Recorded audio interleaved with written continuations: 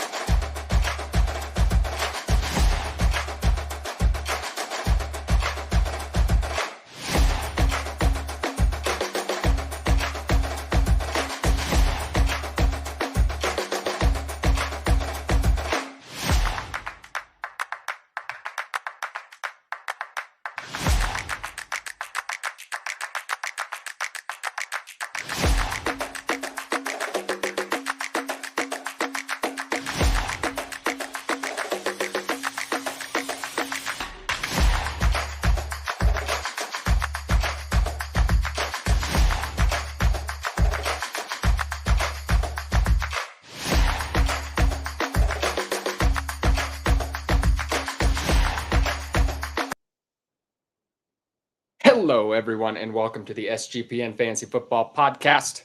I am your host, Emerson, Beery. Happy to be joined by my co-host, Justin Bruni. How you doing, my friend? Doing well. Finished off a great week 4. Excited for week 5. You know, I'm in a lot of leagues, a lot of redraft, a lot of dynasty leagues, and I lost very few this week, so feeling very good. It was an awesome week. You know, it's been a little bit of a wild year. You know, I had this few teams that just were so stacked on 2022 wide receivers, the Drake Londons, Garrett Wilsons. I just had so many of those guys stacked on one team. Kyle Pitts. Those were guys I had a lot of dynasty, and they all ended up on the same team. So I have like I have 2 0-4 teams that have Garrett Wilson, all these great players that I thought before the season. Not happening so far. So I think a lot of people are experiencing that. Jamie checking in the chat. SGPN for life. Hello, my friend Jamie. We saw you check in right as we were getting ready to start. I was a minute late today. My apologies. Great to have you. A minute? 20 minutes late, to be specific. I was watching my Chiefs end, and I had to run back home, Jamie. I do apologize. It was a good game. It was a surprisingly good game. I was hoping to leave early. I was hoping to leave at the beginning of the fourth quarter. You know, we'd be winning by 30 points. The backup quarterback's coming in. I'm going to head out. We'll get on this podcast, but that was not the case. So thanks for bearing with me, everybody. This is the Waiver Wire show, though, on SGPN. We're going to be talking about the best waiver wire pickups heading into week 5. We do a little Q&A here. And to begin, we're going to be starting off with Patrick Coleman from the SGPN Fantasy Football Discord. And he asks, been struggling at the running back position this season, but I am still 2-2. I've lost Chubb and now Javonte Williams. Jaleel McLaughlin. Is that it? It's the first time I've ever said this on the podcast before. McLaughlin. Okay. And Samaya P. Ryan are available on waivers. Which player should I prefer with my fab? I have $86 left. I'll kick that over to you first, my friend. I mean, I think that Samaje P. Ryan is probably the more reliable option. I think that you might have some boom or bust opportunity with McLaughlin. I mean, he looked great today, but again, he's playing the Bears defense, so you have to keep things in perspective. Same thing goes for Khalil Herbert. Might be a good time to sell him rather than start to lean on him in your fantasy lineups, because in that game, you know, you saw a lot of fantasy points and a lot of production because both team defenses are just bad. They've allowed the most points in the league, bottom 2 teams in the league for total points against. So I don't want to overreact to this week. I would, if both are available, I still probably prioritize Samaje P. Ryan. I don't want to overspend on Jaleel McLaughlin. But if you're really hurting at running back, like in a situation like this, and you just need a win and you need a week and a start, this is going to be the week. I don't really know the extent of Javonte Williams' injury just yet, but I'm going to guess based off of his injury history, he'll probably miss a little bit of time, even if his injury is, you know, only slight. So I would say to target P. Ryan. Do you have any disagreement based off of what we saw from McLaughlin? I think maybe Perine has a little bit of a safer floor. McLaughlin, I think, has earned, with just the play of Javonte Williams this year and Perine so far, I think he's probably going to be in this rotation now. Javonte Williams, I believe, suffered a hip flexor, and is not projected, he's projected to miss little, if any time at all. So, he might be a little bit limited next week. I think we're headed toward, I think this is, I think this make it even more of a committee, unfortunately. With him playing well, I think all these backs are going to mix in a little bit, kind of like they have so far. Javonte Williams, I still like for the latter half of the season. We're still seeing him come back from that ACL injury. Running backs notoriously start off slow in the first 8 weeks. So in the immediate future, I don't really love anybody. I would probably spend a similar amount on McLaughlin and Perine. They're both probably worth, I would say, $6 or $7 maybe on a $100 fab budget, $5 roughly, maybe throw an extra buck or two if you really want to win it. Small waiver wire claims here. I really, like I said, I just don't really see anybody really taking over this Denver backfield, see it being more of a committee approach. So not somebody I'm breaking the bank on. So when you say committee, do you think Dwayne Washington's going to get involved somehow? I hope not. I mean, he's got a history with Sean Payton.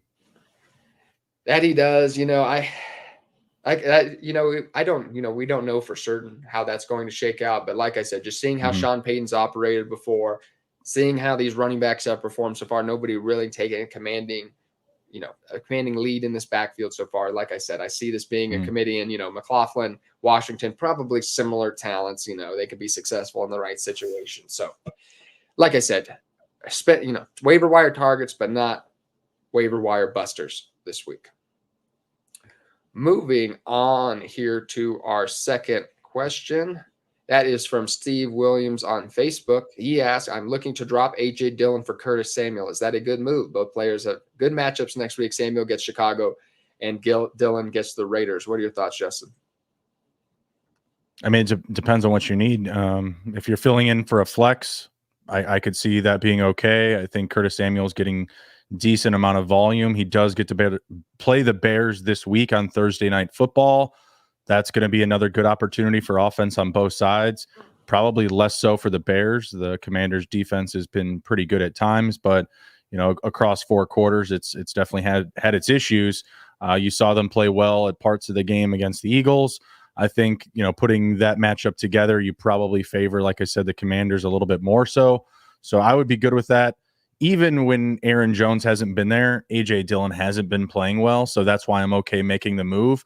But again, I also respect the need for just running back utility on your roster.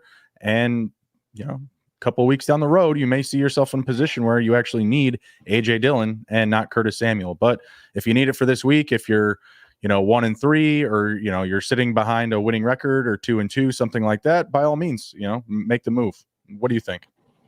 Yeah, you touched on it. I think, it's fun. The sexy move is to chase the points this week. However, it's just, Curtis Samuel, he's going to play sporadic. There's going to have some big weeks. You're never going to know when it's going to come, though. Unless he's in the lineup every single week, you're just going to be playing a guessing game. When is it going to come? When is Sam Howell going to be somewhat relevant here? When's he going to have a successful week?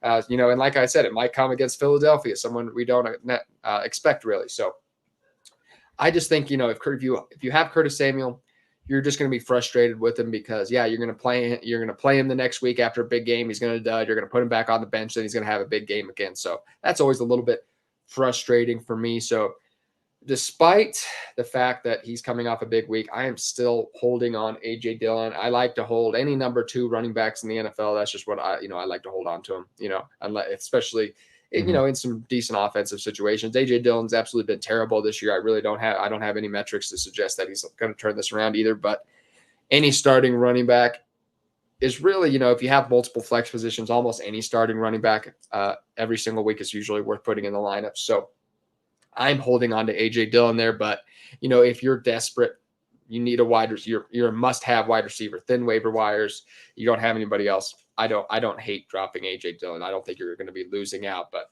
I just hold on to the running backs just in case. Before, though, we dive into our third question. Oh, Jamie checking in the chat here. I have my notifications on for this one. We appreciate it. Yeah, Jamie missed our last couple live ones. I was just, but where's Jamie at? We put out APBs. I had the police on the phone looking, having a welfare check potentially. So we're glad to have you here, Jamie. We were worried. Don't chase A.J. Dillon over Curtis. We agree, Jamie. But before we dive into our third question, I'm going to give one more shout out to our friends over at Game Time. It is always stressful buying tickets. I enjoy going to concerts and sporting events myself. And you get on the big tickets websites, there's hidden fees always. It's always a hassle. You never know what seat you never know the quality of the seat you're getting. You're always chasing, the markups are insane. So I love purchasing my tickets on Game Time for that reason. Buying tickets to your favorite events shouldn't be stressful. Game Time is the fast and easy way to buy tickets for all sports, music, comedy, and theaters near you. With killer deals on last-minute tickets and their best price guarantee, you can stop stressing over tickets and start getting hyped for the fun that you're going to have. Going through here, I always talk about buying my Kansas City Chiefs tickets on here. And I am headed, I always bring up a different rock show. I'm headed to Tool in Loveland this Tuesday night on Game Time. Tool's my favorite band ever, nice. So I'm going to have a very good time. We're going to be rocking it out. Game Time, these are some of the features that you'll also see on Game Time: flash deals and last-minute tickets, easy to find and buy tickets for every kind of event in your area, and images of the seat views. Game Time is the place for last-minute ticket deals. Forget planning months in advance. Game Time has deals on tickets right up to the day of the event.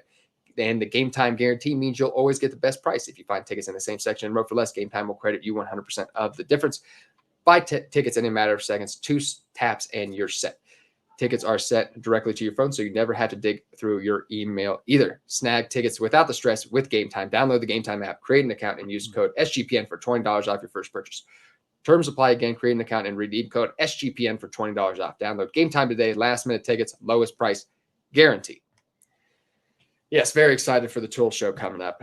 It's a very pricey ticket. Luckily, my uncle was able to buy us all tickets, but I did purchase them on Game Time for him because I love helping out our brothers at SGPN, and Game Time's a great app, so definitely check it out. We'll be diving into the rest of this waiver wire show, though. Here, moving on to our third question. Nate Conley from the SGPN Fantasy Football Discord asked, Nick Westbrook-Akine is interesting. My waiver wire is pretty thin in what I consider one of my more competitive leagues.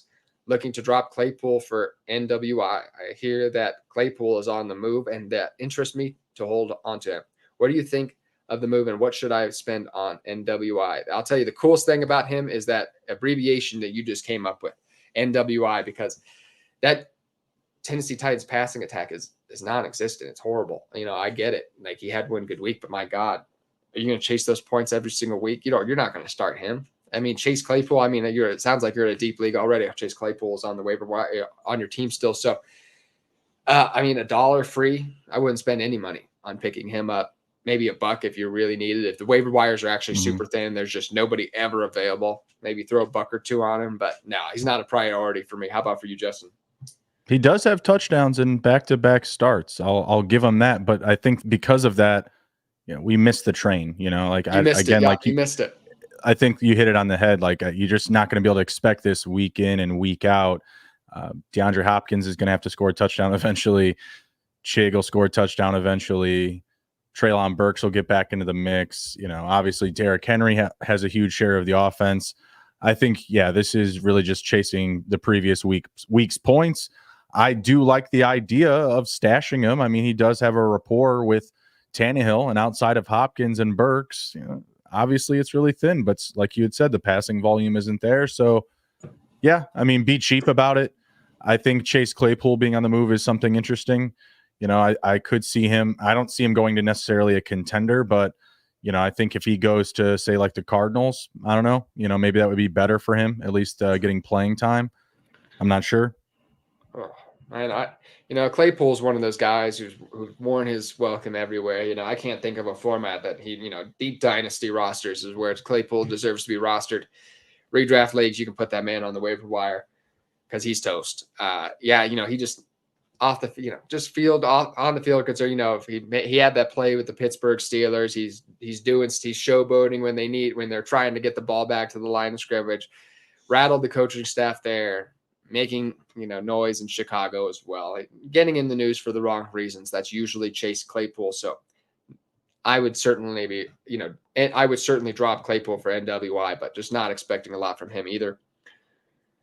Jamie, y'all are amazing. I can't keep up with Justin shaving his head on your analysis. Oh man, Hey, not good for Emerson. that was he didn't play. I had to go back and look. I think we put a 14 game cap on this. It was 13. It was 13. Each player has to appear in at least 13 games, otherwise it's off. Yeah, that put me behind the 8 ball. I think I was ahead of you even going into this week, but no, I think I was ahead by a slight hair. Slight hair. Oh man, yeah. David Montgomery. Literally, I looked at it on. I think I looked at it on Underdog, and it was yeah. But I mean, Jamie's in the chat saying points per game. I mean, total points is still the same thing. No, I mean, until we get to the end of the season, it really doesn't matter right now. I'd have to go look back at the tape, Jamie. I think we agreed on points. I'm pretty sure it's. I think he's right. I think it's points per game. But right now, I think it really just matters about who's in the lead. All right, because we're not going to know the average until the end of the season, anyways. So it's like, you know what I mean? That's fair. That's fair. All right. Well, I'll have to go like I said. So points per game makes me feel a little bit better that I didn't just take an L this week. So very nice. But he still has to play in 13 games. I'm going to look really silly. I'm going to look really, really silly if I have to get my head shaved. And you better hope he does, because if he doesn't play 13 games, the bet's null and void. I mean, that's not fun, but I also, I don't want to torture you. It's just, it's a small benefit. Oh God. Yeah. We'll have to donate these to Locks of Love or something. Not that I even have a ton of hair, but man, I've never even been. I have a good amount right now. Oh man, this will be really fun. We'll have to do this on the live show somehow or something like that. Oh no, it will absolutely be done on camera, Emerson. Don't think we ain't doing it for clicks. Oh, we doing it for clicks. Oh boy, yeah, that'll be. Jamie's gonna be in here cheering us on. Yeah, that'll be a fun show sheet type up. Moving on, we're gonna be checking in with Matthew Brady Thomas from Reddit. Michael Wilson had a day. Big Cards fan, so love to see the kid produce, but is he worthy of my waiver wire priority this week? Will this production continue? He has a nice schedule ahead of him, 12-team PPR. I mean, I think I like him more than NWI, Nick Westbrook-Akine. I think I like him more just because I know he's going to play more. Even though that offense isn't going to try to throw the ball a lot, they're always playing from behind. So there's always a positive game narrative for him. Yeah, I mean, I'm good with that. I mean, does it mention what he has to drop? No, I don't think it does. Yeah, I mean, I'm okay with it. And again, it just depends on the size of your league, how competitive things are, what you'll have to spend on him. But I don't think there's an obvious situation where anyone really needs to be overspent on this week. I mean, is there any one player outside of maybe McLaughlin or Samaje Perine this week that should just be like, oh, we got to break the bank for that guy? Like, is it Melvin Gordon maybe? I don't know. It's tough. It just depends on who you do have available because, like, for example, Joshua Kelly, like looking at him, even though he's coming off a few very poor he's got to be gone. It could be down to your last few Joshua Kelly weeks, but he's somebody, I'm just looking at the top ads on Sleeper here. If he's, he's still somebody I would spend even $10, 10% of your fab on, maybe a little less, maybe like 7 or 8%, just because I know he's disappointed these last few weeks, but still a running back and a very good offense. Austin Eckler, has a large workload, so capable of missing any week. CJ Stroud, 54% owed according to Sleeper. If you're those other 46%, you gotta run to your waiver wire and pick this man up. If you're a Joe Burrow owner, you need to be starting CJ Stroud next week. In the Houston Texans offense. 1,000%. Who would have thought? Who had CJ Stroud ahead of Joe Burrow in their fantasy football rankings? I want to know. Oh, okay, not me. I thought you were talking about just Stroud in general. I was going to say I was Team Stroud over Bryce Young. Me too. I was Team Stroud. I still thought we'd be looking at a player with maybe a limited fantasy ceiling. I did not expect him to just tear it up out of the gate. So 900 passing yards. Yeah. So he's a must. If he's somebody I would spend maybe even 20-30% of your fab on. If he's still available, yeah. In a single QB league, I mean, I would hope you wouldn't have to spend on him. I started him last week and I didn't have to spend on him. I just picked him up for free after waivers cleared. I didn't have to spend any of my fob and I started him and it was great. This week I sat him though. I started him or I benched him in favor of Geno Smith. And now I need Geno Smith to put up exactly the same score that Stroud had to win me my matchup this week. Ouch. Yeah, that is ouch. That's fantasy football in a nutshell for you. It's, I mean, to be fair, that's a much better matchup. The Giants versus the Steelers, who just put on a show in week 3. So I mean, I'm not feeling bad about it yet, but maybe, ask me again. Steelers. Yeah, ask me again Monday evening. Jamie checking in the chat. Traded Jerome Ford in 2 leagues for an early 2024 pick. Nice. Still own Ford in 10 leagues, so getting that early second is a win. Yep, correct. I'd say so. Correct. Especially when you have that much exposure. Yeah, and it just depends. On competitive leagues, I have a hard time letting grow Jerome Ford because you probably need the running back start. So I do. You're not thinking about next year yet, but yes, if you're if you don't see yourself as a lock as for competing, getting an early second for Ford is absolutely a steal.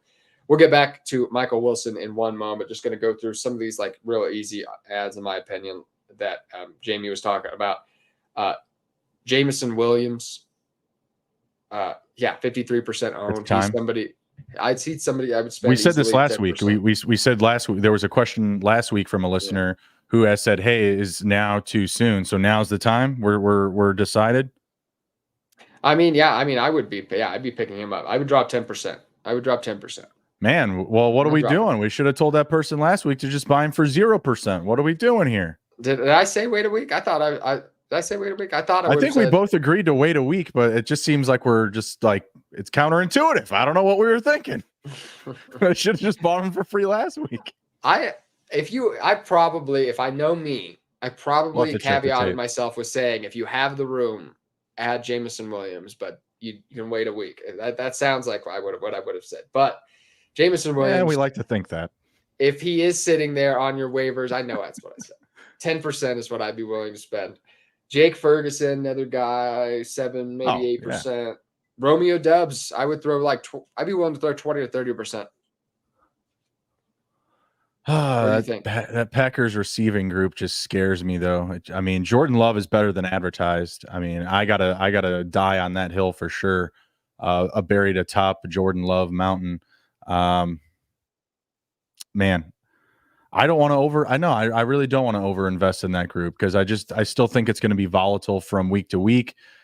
Dubs has been the best so far, but the healthier that Christian Watson gets, when Aaron Jones is 100%, I just got to imagine he regresses some, he doesn't maintain this level of production. But if there is a guy of that group that I would want to buy the most, whether it's waivers or, maybe like a buy low trade, not have to spend a lot on him. Maybe I've got running back depth and this team that owns Dubs or Dobbs, whatever, has receiver depth and we can make a little swap. I don't mind that. But again, I don't want to overinvest. I don't want to overspend on anyone in that group. Make it rain. See, I'm a little tired. I woke up at 5 this morning for my brunch shift, and I was a little tired. Now it's all coming back to me full circle because we know that Jameson Williams is coming back this week, but that was the difference. That's why we told you to wait a week. Last week when we did the show, we didn't think Jameson Williams was playing week 5. Now we're on the verge of him playing, so that makes sense. Why we said we thought he had a few more weeks. Okay, it all makes sense to me now. So yes, with Jameson Williams, now the news, if he is still on waivers, that he is going to play this week. That's how he should be. That okay. It all makes more sense to me. Most of my leagues, he's been drafted. I don't really have a pulse in the matter. In many leagues. That's what I feel like it's the more casual, the smaller leagues. But anybody over 50%, I feel like is not available in smarter leagues. But anyway, another quick hitting one I want to ask you about was Terrace Marshall Jr. He had 8 targets last week, double-digit targets this week. What are your thoughts on that situation? Has he surpassed DJ Chark for the number 2 guy in this offense as far as receivers go? DJ Chark just had a big week. I tend. He had a down week this week. Well, I mean, he just had a big week the week before, is what I was saying, and so it's tough. I this could be just another situation. It's going to be a little bit sporadic. Let me see if I can pull up the snap percentages for those guys really quick because that is an interesting question. I looked at Football Guys. They didn't have them up yet, but I'll try to look at PFF as well. Yeah, check. I'm gonna shout out our last sponsors while you're looking that up really quick. All right. Good. All right. Our last people we are shouting out here is Underdog Fantasy, one of our best sponsors. Underdog Fantasy has a way to play alongside your favorite football team all season long. You can win up to 20 times your money in a single game by going 5 for 5. From now until October 4th, Underdog is matching 100% of first deposits up to $500 as well. $100,000 Sundays continue on Underdog Fantasy 2. Total of $2 million in prizes all season long, $100K in prizes this week, $10K to 10 people this week as well. New sweepstakes every week of the NFL season. I always talk about every single week. It paid off with Patrick Mahomes this Sunday. I'm always taking the under on these big name quarterbacks, these big name, all the most popular names in fantasy football. People love taking the overs. All their fans love taking the overs. Joe Burrow, Patrick Mahomes, Justin Herbert, all those guys. I love taking the under. And I do get pretty well. We're still just betting on fantasy points in Colorado, so hoping for some regular over-unders here shortly. But I do have a very fun time regardless on Underdog. So watch along, make your picks, and maybe make a little cash over on Underdog's mobile app or website, underdogfantasy.com. When you sign up, use the promo code SGPN as well, and Underdog will deposit your first deposit up to $500. That's Underdog Fantasy, promo code SGPN. And of course, if you would still listening, if you wouldn't mind giving a like, subscribe, rating, Spotify, Apple Podcast, YouTube, we really, really appreciate it. Jamie is slandering DJ Shark in the chat. Did you end up finding anything about those snap percentages? No, not for week 4 just yet. I've not been able to pull anything. That doesn't surprise me. Yeah, it's usually, I'd have to put it up on Twitter or something. But Terrace Marshall, after 1 week. If you have somebody that you're just can be off my roster already, pick up Terrace Marshall. If you just have somebody who's just easily dropped, doesn't have a whole lot of value, pick him up for $1. But it's somebody, if you're certainly wrestling with somebody back and forth, Terrace Marshall probably isn't somebody I'm targeting. But we're going back full circle here, running way, way, way back to the Michael Wilson question. Rizzo, go ahead. Terrace Marshall led all Panther wideouts in snaps, 69. That's 69 snaps, 90%, and targets, 15% target share. Yeah, that's fairly significant actually. Especially DJ Shark not playing as much. Adam Thielen had 8 targets, but Terrace Marshall had 10. That's a little more significant. So I might throw a couple bucks on there. I wouldn't throw more than $5, and that's if you probably had thin waiver wires, but. Yeah, Terrace Marshall, somebody certainly to keep an eye on. I like that snap percentage quite a bit. Going way, way, way back, though, to the original question that sparked it all. Michael Wilson. I love Michael Wilson. I was talking about him all offseason. He was one of my favorite late-round sleepers in Dynasty rookie drafts. This was a guy who broke out in college as a true freshman that struggled with injuries for 3 years straight following that. I think this guy, if he hadn't had that case, I think, this is one of the best most talented wide receivers in the draft. And he's a completely open target share with Arizona Cardinals. The one thing, the one caveat, the one thing that's looming over this is Kyler Murray returning. You never know how a new quarterback is going to transition to new targets. Like a rookie like that, Kyler Murray has not had a chance to really develop a rapport with him. The target share really could shift way back to Marquise Brown. But for somebody that you spent a 3rd or 4th round rookie pick on, or for a $1 fab bid, absolutely sign me up for Michael Wilson. Once again, it's not somebody. If you had very thin waiver wires, I would spend $5, but that's probably it. Moving on. I'm okay with it. I think he's in a good situation. Like I said, there's little no competition for touches and targets, so I'm all in. Perfect. Yes. Like I said, I have Michael Wilson on a lot of dynasty teams, so I'm very excited about that. Yeah, I got to share. Next question. Shannon Myers from the SGPN Fantasy Football Discord asks, what should I do with Jaden Reed? I'm going to have Cooper Kupp back soon, and I don't want to drop Jaden Reed, but my team is deep and undefeated. I'd like to hang on to him or sell him if possible. What running backs or tight ends could I target in a swap for him, or should I just drop him when Kupp comes back and not worry about it? 14-team PPR. Chuba Hubbard. I mean, what I don't know what running back you can get for Jaden Reed. That's a really tough question. Cam Akers. Are those good options? Deuce Vaughn. I just don't know how this could work out. There's not a market for a rookie unstartable wide receiver in redraft leagues. Yeah, I mean something like that. I mean, maybe that gets it done, maybe it doesn't. Does it say how deep the league is, or like what the league size is? Teams. Okay, so I mean, I guess that makes it tougher, but still, does it say how many roster spots? It didn't say how many roster spots. Okay, yeah, I'm gonna say I mean.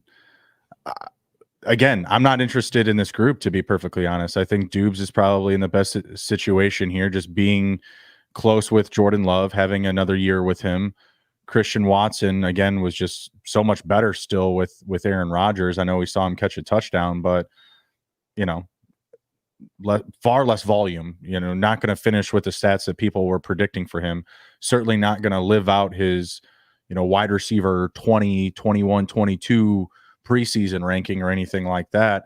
It's just not a group that I'm just believing is going to have a super high profile come the end of the year.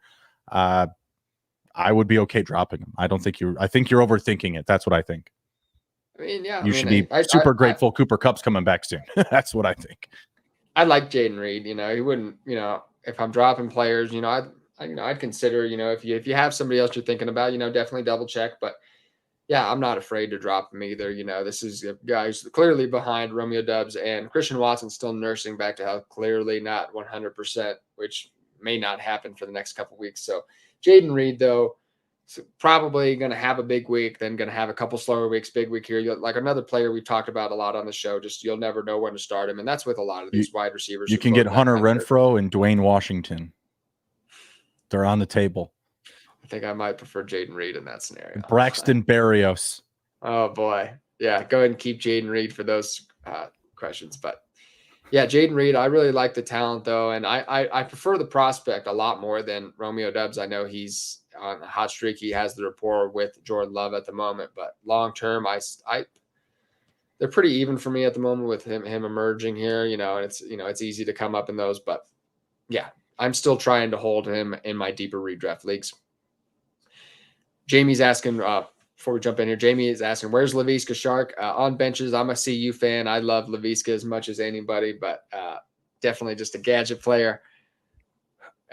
George, play 01 in the chat. Who should I drop for these players? Tyler Algier, Dalvin Cook, Jalen Warren, Kareem Hunt, and JSN. I need to drop 2 to add to that I want.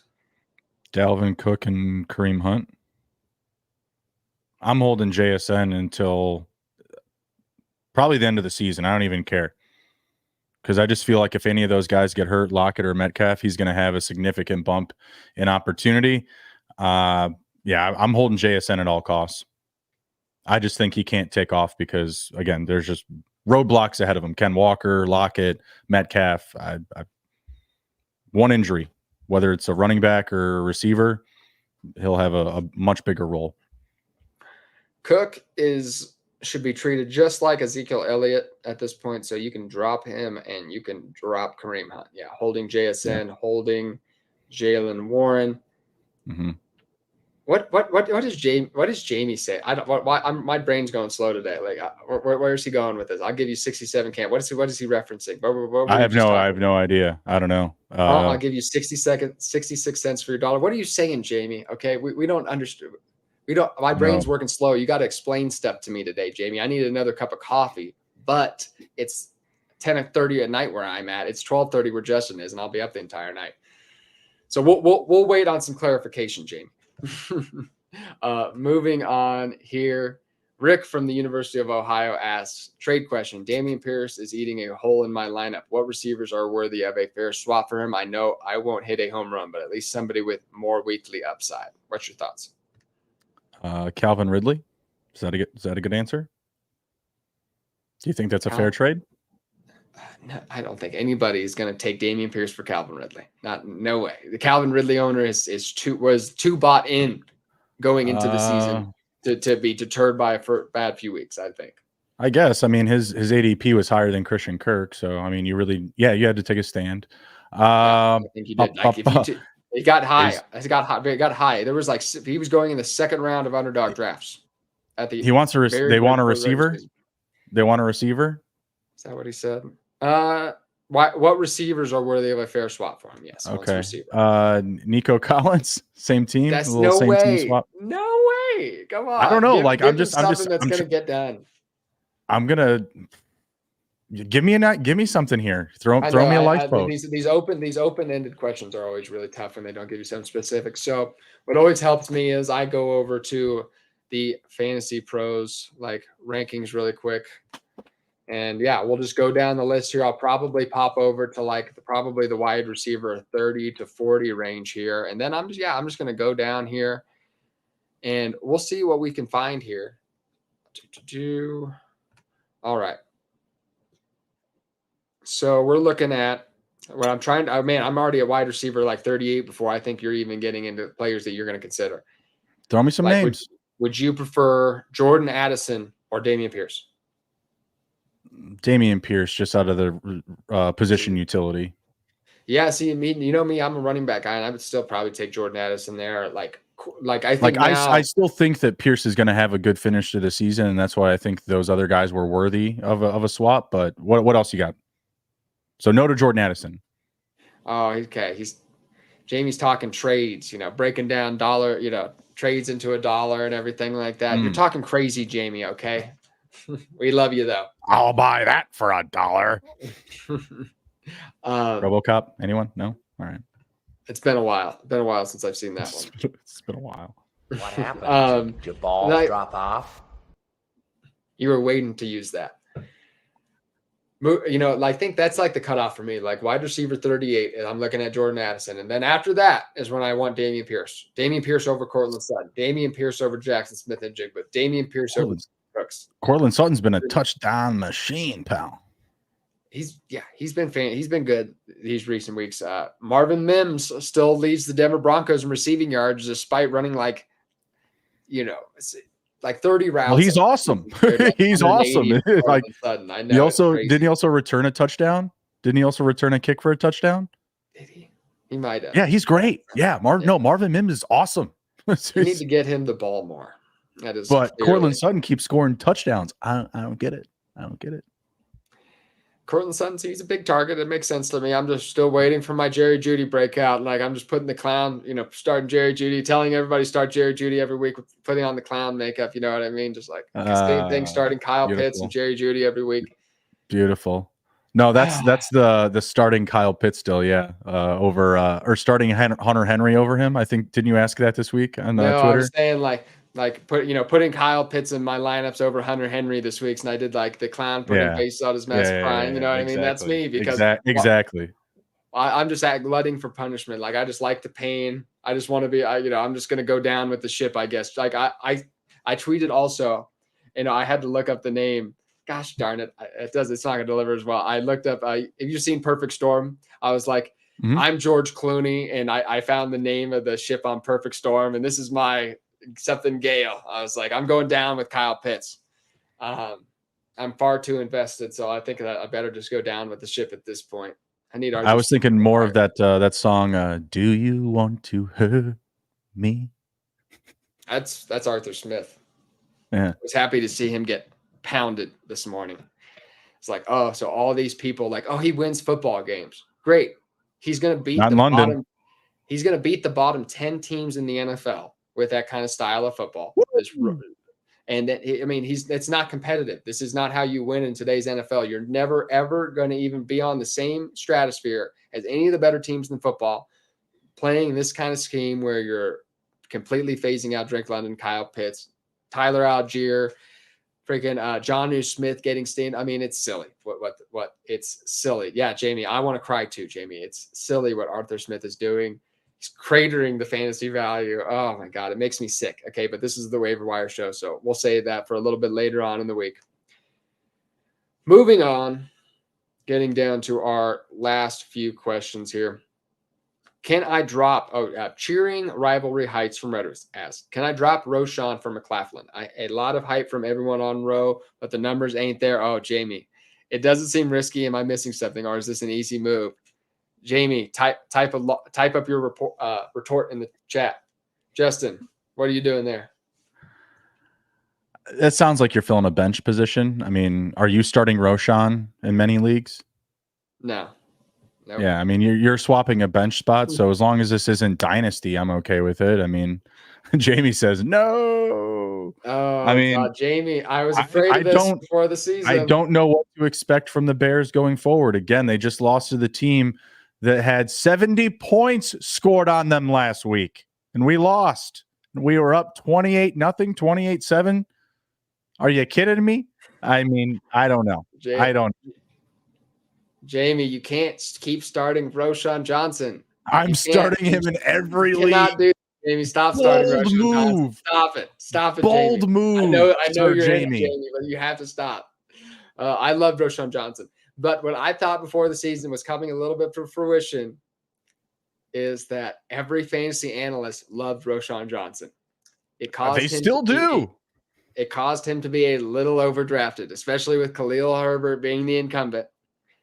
Khalil Herbert had a strong week this week too. It's just we're far from the point where Roshan Johnson is going to be the focal point in a bad offense where he's going to be able to be fantasy relevant, regular fantasy starter. I think it's tough. How many games is Roshan going to have over 120 all-purpose yards this season? How many games? None. Zero. So again, like, I'm not saying McLaughlin's going to. I think he had at least 100, but Khalil Herbert, he had 103 yards rushing, 19 yards receiving, and a receiving touchdown. It just seems like he's still the preferred guy. And like, believe me, as a Bears fan, I want Rowe to be a thing. I want Roshan to happen. It is coming. It's coming, but it might be 2024. Lord, I pray, Sir Jamie. I just can't see like the downside though. Like this guy is saying, like, I don't think it's risky. But again, a couple weeks go by, maybe Roshan's a lot better than you think he is. And this McLaughlin dude is, just a flash in the pan. I don't know. These are two really kind of bottom feeding options still right now. McLaughlin at best is like a flex option, I have no idea who Denver is playing next week, to be fair. So, I'm not firing up either, but yeah, I'm going to keep Roshan for the time being. I do love the talent, Jamie. I think he's going to get there. But like Aaron Jones, you might have to sit for a year. There's some guys, they come on a little bit slower at the running back position. So love the talent, love the player, does all the things right, but stop starting Roshan Johnson in your fantasy football lineups, Jamie, for God's sake. Moving on. Sam Fuentes from Facebook asked, what players did you hit and miss on so far this season? I especially want to hear the misses. Oh, boy. Go ahead, Justin. You want to take this one to start off with? I've missed on Deontay Johnson. That doesn't count. We won't include our injury ones. Okay, that's not fair. Okay. Well, then I'll say that I hit on David Montgomery despite him missing a week. 3 touchdowns this week, at least a touchdown in the first 2 games. So I'll take that as a win. I'll take Derek Carr as a loss. He's not hurt yet. Maybe he is now. But he is one of my most exposed players in best ball this year, just based on his price. Trying to think of another miss.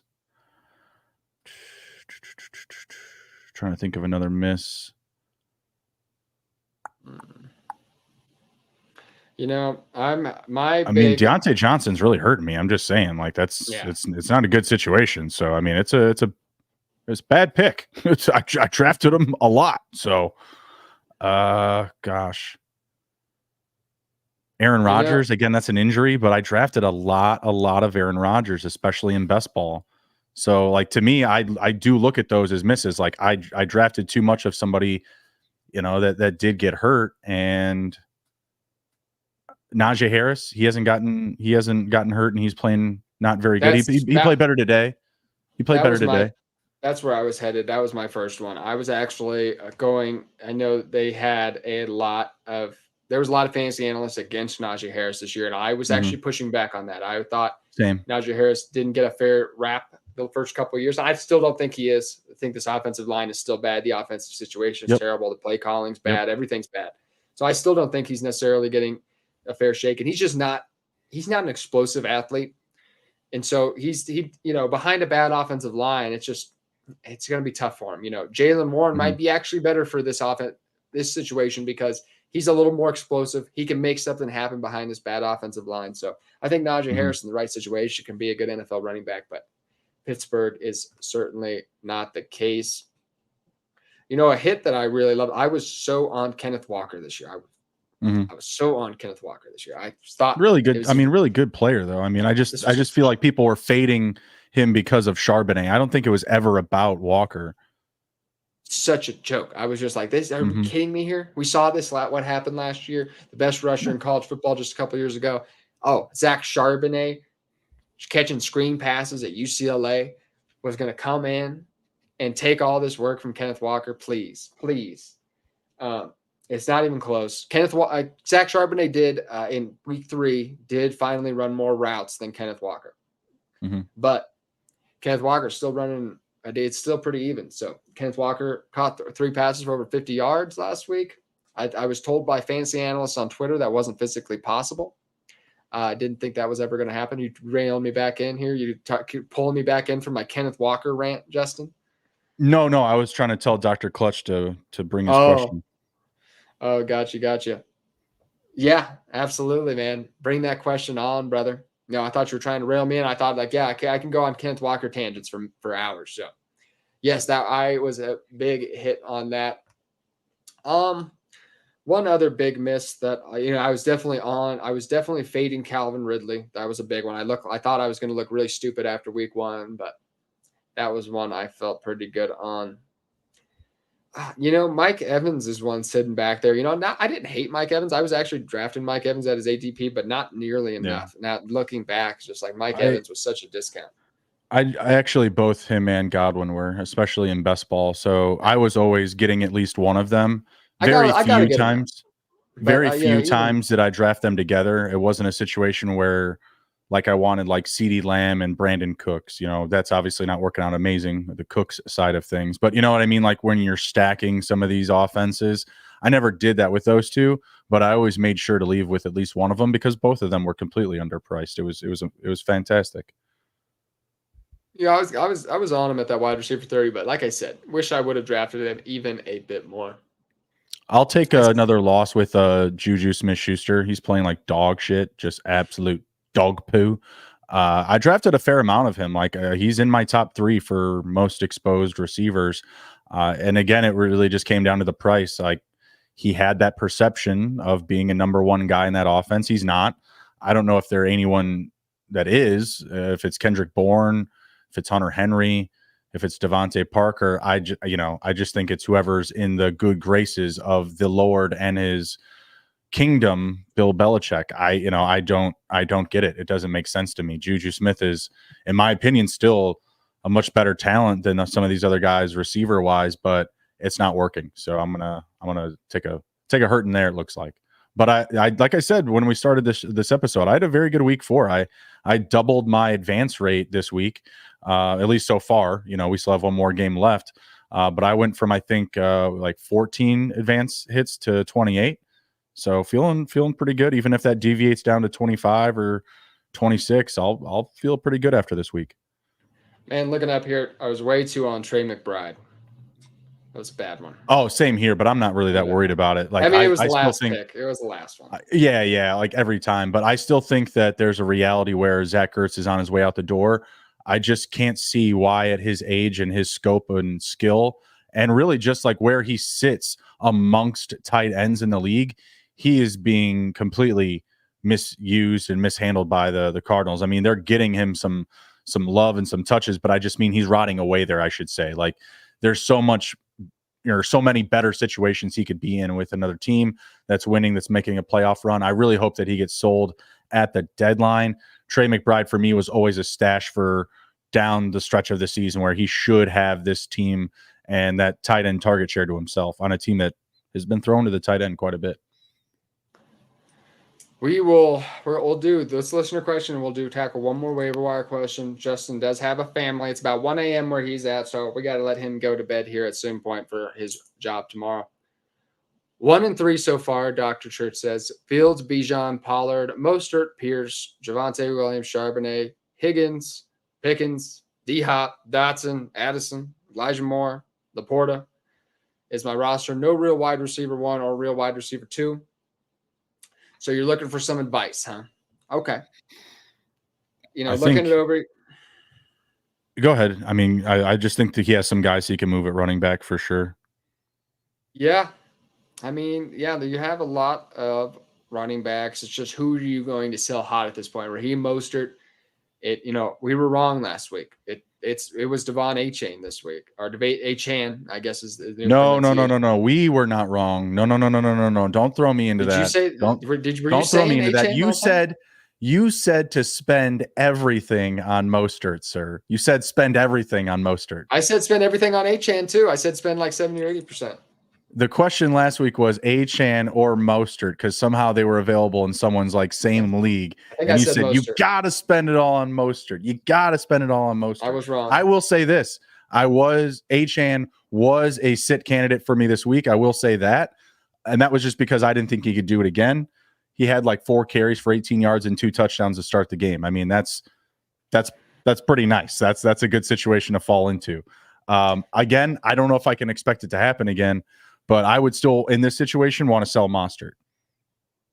If you can, like I said, I'd like to sell people coming off big weeks. I think Mostert's coming off a bad week. I don't know how much value he's going to have. Javonte is too. Charbonnet, Higgins, all these guys. Javonte's hurt. Yeah, Javonte's not in the conversation. So I think you got to move maybe Mostert and D-Hop to maybe get a decent wide receiver 2. I think if you want to get a wide receiver 1, you've got to pull in Mostert and maybe D-Hop. Yeah. Is that possible? And then considering like a 1, like is that 1 like an Amari Cooper? And is the 2? Yeah. You got to give something sexy. You got to include like Jordan Addison with like Mostert. Like maybe like try to like give somebody like an up and comer, somebody like an attractive name somebody's going to want. Can't like giving up 2 guys coming off like some subpar performances like D-Hop and Mostert. I mean, people won't be excited to take that trade. So offer up somebody like Addison and Mostert and see if somebody will give you like a low end wide receiver 2 for them, potentially. Man, Jamie is really on you shaving your head, man. Jamie wants you to shave your head. Yeah, he is referring you as the head shave dude. I mean, I guess so. I mean, I'll be okay. I'll be okay with it. I can handle it. I'm a grown ass man. All right. I can shave my head. It's going to grow back fast. I'll be good, but I'm not going to be the one that's shaving my head. That's the thing. Oh, Jamie is hyped about this. I'm getting less and less excited, but I'm glad Jamie's still confident in my side. Doctor saying I got offered Najee and DJ Moore for Pollard. Yeah, that's a decline. I think I think they're both these. They could be decent buy lows, both those players, but I still prefer Pollard. If you could do that for Mostert and somebody, I think that's what I would want to do. Like I would want to do like Mostert and D-Hop for Najee and DJ Moore, and I feel good about that. Yeah, I don't know if they do that, but like I said, you got to wait for Mostert to have a big week again. Maybe it'll come next week. Well, if you've got that person on the line for that trade, that's how I would respond back. That would be my counter offer, and see what you can build on from there. We'll go on to our last question here. Just trying to find a good one. All right, I got it. This won't be a waiver wire one, but Michael does Melbourne from Reddit asks, "Is it time to sell Trevor Lawrence? Convince me otherwise." Go ahead, Justin. I'd say so if you can get someone that wants to buy him. I mean, I don't want to sell him in Dynasty. I still think that there's better days for this offense ahead, but I mean, yeah, if he's hurting your lineups, if he's putting you at risk, make a move. I mean, we've been talking about CJ Stroud. If he's somehow available in your league, he's definitely someone you want to target, spend some fob on.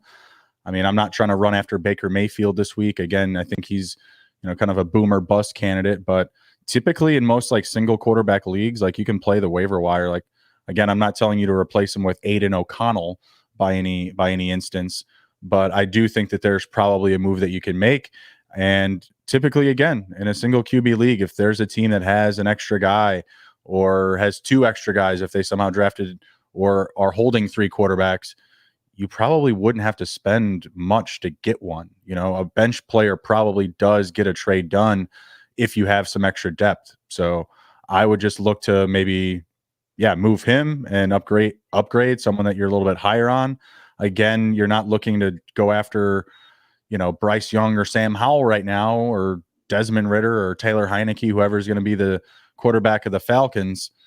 You want to try and find some level of upgrade. So again, if you can move him plus a bench piece for someone that you feel is better, I'm good with it for sure. Yeah, Trevor Lawrence, he's had a slightly difficult season so far, but I think a lot of quarterbacks have. It's just, the defenses have stepped up this year. They're playing only to the pass now, especially if you have a halfway decent quarterback. Mm-hmm. They're gonna every smart defense is, we'll let you run the football. We're gonna rush 4 people and we're gonna drop everybody else back. We're gonna make you check down and make that correct throw 10 times in a row, is what the defenses are doing now. I also firmly believe that the position is just less talented. I don't think it's a very deep position talent-wise. I think you have your top guys. I think you have some middle ground players that are, like they're NFL quarterbacks. And I do feel like there are some QBs in this league that are just there because, we need QBs. It doesn't feel like, it feels like just a few years ago that was not the case. A few years ago we still had Tom Brady in the league. Well, I mean, like if you just looked at the young talent, just included that, people would have said you had Patrick Mahomes, Josh Allen, Justin Herbert, Joe Burrow, Tua, Josh Allen, Lamar Jackson, Sean Watson. Andrew Luck should still be playing pro football. I mean, by all means, it's your right, it's your choice. But at his age and his, the length that he should play, he should still be in the NFL. It's just. Yeah, it's just weird to me how, like when Marcus Mariota had a starting job last year, I think that highlights a lack of talent just around the league. You know what I mean? The situation with Arizona, like, I get it. Like, you don't want to hire Carson Wentz. He killed an endangered animal. I get it. And then posted about it on Twitter. But man, like, I just feel like, Carson Wentz could join any team and he'd put up stats. He probably wouldn't win games, but I feel like there's a lot of teams that aren't trying to win games right now. I don't know. It's a weird deal. Problem with Carson Wentz is everybody hates Carson Wentz. Every team he's ever been he doesn't win games. Carson Wentz. No, but they just hate his personality. Even they literally hate him. Oh yeah, he was like an anti-COVID vaxxer type of guy. Yeah, he was like really weird about the protocols and stuff. Washington, Indianapolis, Philadelphia, every place, by the time he left, the coaches, the players, they didn't like him. And that's probably has to do with why he doesn't have a job. Yeah. Jamie. I mean, I can count 4 AFC teams: the Patriots, the Titans, the Jets, and the Steelers. They don't have a quarterback. Like, their quarterbacks are backup quarterbacks. Yeah. I think that's the nature. And I did tweet today that there's never, of course, Patrick Mahomes didn't back me up, but I did tweet today that I don't think there's ever been a bigger gap between the best quarterback in the NFL and the second best quarterback. Yeah. I can't think of in the NFC, the Cardinals, the Buccaneers, the Falcons. I mean, say what you want about Bryce Young. He's an amazing prospect, sure, but he's not it. Like, he lost them that game today. In a game that they should have won. That was really ridiculous. The Vikings got really lucky in that one.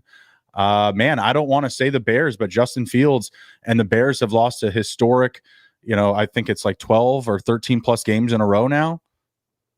I'm lost with words. Jamie, yeah, he's right. They are lost without a QB, and I don't think they've ever had one, since Baker Mayfield left. So that's what I got to say about that. Sean Watson, I think clearly, he looks raw as hell. Come on now. Don't sugarcoat it.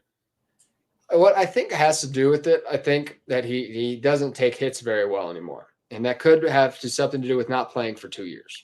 I think he can't throw the ball very well anymore. Like, he threw a ball dead into a defender's chest with no one running through the middle of the two. Like, I don't think he throws the ball very good anymore. I think some of it has to do with, like I said, he's very scared to get hit. He does not, he's not taking the hits, I don't think, very well. He does not do it. He used to evade pressure very well, and he doesn't do that anymore. Yeah. he could get the ball down the field, no problem. Like right now, he can drive the ball down the field. The arm is still there. The nuance, the accuracy, the efficiency, like you're talking about the not being able to take a hit. And I just think overall, like his footwork, unless it's not completely designed for him, he's not improving well. I really feel he was not looking good before this whatever injury. I don't even know why he missed this week. I just knew I had to take him out of one of my lineups. I think I overstacked the Browns in Scott Fishbowl. Well, the good news is the Browns could cut Deshaun Watson next season, and he would only take up 85% of their salary cap next season for the dead cap. They could cut him? Oh my God, dude. What are you talking about? I'm just joking. It was a joke. Did you hear me? I said that for 80% of their salary cap next season. Wow. Holy. Yeah. No, it's literally impossible to cut him until 2027. You can't. It's like impossible. You can't. It's they'd have to be like a great settlement. You know what I mean? So I'm going easy on some of these other NFC QBs too. I mean, Dan Jones. I mean, don't get me wrong. Like decent fantasy player, but the guy to win you games, I don't know, man. Like I don't know. And Geno Smith, he's kind of a flash in the pan still. Like he's got last year and some average performances this year so far. So I think the jury's still out on him. I mean, I tend to Jordan agree. Love, same thing. Like we don't know what he is yet. Yeah, lots of guys who you question whether they can ever compete with the upper echelon quarterbacks in the NFL. But like I said, a lot of the top quarterbacks aren't playing very well this year. It's been a little bit of a different year. Even Tua, who the clear MVP frontrunner before this week, had a down game. Mm-hmm. The Bears suck. Fields looked elite today from Dr. Clutch. I mean, that's the thing. I'm on a show with Pat Callahan out of Philadelphia with Jacob Sports on Thursdays. I do like a little fantasy segment with them, and he was asking me about like when do we get to consider like Fields is just a mistake, like he's just not going to be the guy. And honestly, like today, he still showed why he is he showed why he can be the guy. He's done it. He doesn't play defense, man. This is like an epically terrible defense out of the Chicago Bears. Like the ownership and the team and the front office should be embarrassed of themselves. This team and their culture is built on the backbone of having a good defense at all times. That has been who we are since I've been alive, since I was born in 89 and I woke up my eyes like the first time and I looked up and I said, "What's that?" Oh, that's an 85 Bears poster, okay? Since the dawn of my time, the Bears have always been good at defense no matter what. Even when we've been dog shit, we've always had dogs on the defensive side of the ball. We don't have that right now. So no matter what Fields does, he didn't necessarily blow a lead. He didn't win them the game. He did not win them the game. He was in a situation to win them the game. He didn't do it. So, yeah, maybe he's not that guy. But you know what? There's a lot of guys in this league that have gotten far in the league without being that guy. Jimmy Garoppolo's been to a Super Bowl not being that guy. You know what I mean? The system's not right for him. The coaching's not right for him. It's a terrible scenario. Hey, if the first defense you have for a player, though, is that you didn't give him a good defense, I mean, come on. Yeah, it's Fields. The problem is he's capable of delivering this performance, but the Broncos are a terrible defense. They had given up scoring. Before this week, I haven't looked at the adjusted stats. Before this week, they were giving up scores on 56% of their possessions. Now that's the league average is 36%. Coming into this week, the Bears and the Broncos allowed the most points in the NFL, right? So obviously, of course, the Broncos, they load up 70. Of course, they're going to be in last.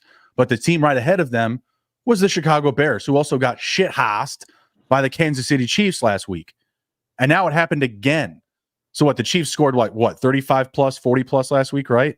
Yeah. And now this week again, 31? Like, come on. It's just as bad as the Broncos, if not worse. Like, I don't expect Russell Wilson to do anything. Like, Russell Wilson's going to be gone. Fields might be gone. But again, like, okay, cool. So we draft in, hopefully a great class of QBs next year, and the position elevates itself. But I mean, I just don't know how much better you're going to get than a guy throwing 4 touchdowns for you. Like, I'm sorry, he has to throw 5. Fields literally is at the point where has to win to keep his job, because if the Bears draft in the top 5, it's over. Tyler, they're going to draft Yeah, I mean, it's a lock almost essentially. Like it's going to take a miracle not to draft in the top 5. And they have the first 2 picks right now. They have number pick and number 2. Who's your other first round pick again? Arizona? No. Houston? Who is it? I'm not sure. I know that we have the first and second pick right now. Who'd you trade with? Is it Carolina? Did you trade with Carolina? Did you give up the first pick for? I think you have I think you have Carolina's first round pick because you got it when they moved up to get Bryce Young, right? That makes sense. When they gave us DJ Moore, yeah. Yeah, and they moved up. They gave you DJ Moore and I think the first round pick next season. Right. I have to go double check on all this, but regardless, yes. So it's almost a lock. Chicago take in the top 5, and at that point, yeah, that's what I thought. Thank you, Jamie. Panthers, yes. So, yeah, it's a lock. You're going to be drafting in the top 5, and then it's irresponsible not to take a rookie quarterback on a rookie contract, especially if it's Caleb Williams. So at that point, Justin Fields is looking for a new team. Yeah, I mean, if I'm him, I would be doing that for sure. There's a lot of other teams in this league that he would be a better player on, and the team would win games. We don't have it right now. Coaching staff, ownership, management, like it is an absolute pile of dog shit. The Atlanta Falcons are like a team I could think of that one, but like I think a team ready to win is not going to want Justin Fields. They're going to want a real passing quarterback, somebody who's shown themselves a little more in this league. Like I said, I could see him on the Atlanta Falcons next season. I don't know if that's good. So no, it'll probably be Taylor Heineke starting for them at this point. Like Desmond Ritter's not going to last. Bailey Zappi filled in for Mac Jones today. You could throw them on the list. Yeah, he might. Mac Jones might not even start next week. Go back on our YouTube channel. There's a short about Mac Jones. I told you to take all the unders. I said this team would be 0-5. They do have a 1 win. Don't you love Zapp? Didn't you? Yeah, it's your week. You love Zapp. I did. You love Zapp. I did. I love Zappy. It's not that I love Zappy. It's more of just a discredit to Mac Jones. That's what it is. It's not that I'm like, oh yeah, this guy's going to take over the NFL. Bailey Zappi's the next Tom Brady. No, it's not that. It's that Mac Jones is dog shit. He's trash. And I said they would be 0-5. They beat the Jets with Zach Wilson. That should have been Aaron Rodgers. That should have been a loss. They just didn't have the schedule for it. I think they might have a game up against the Saints coming up. That might be winnable if Jameis is in or Carr's in. I mean, oh my God, they look terrible. So yeah, maybe that's an opportunity. But I think by the bye, which was week 10, I said, yeah, I mean, if it hasn't happened by then, after the bye, it's Zappy, no problem. But Christmas came early, as they say. All right. I cannot, when due conscious, let you go any further, knowing you got a fam, you got work tomorrow. So we're going to wrap it up. Thank you, Jamie, today. Dr. Clutch.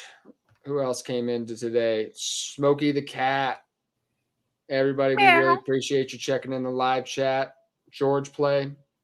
It really means a lot to us. Hit that like, subscribe button if you haven't already. Like Jamie said, we really appreciate you all. Have a great night. Feel free to ask us any of the waiver wire questions on our Twitter handles. And you all have a fantastic rest of your evening. Take it easy, everybody, and good luck on the waivers this week.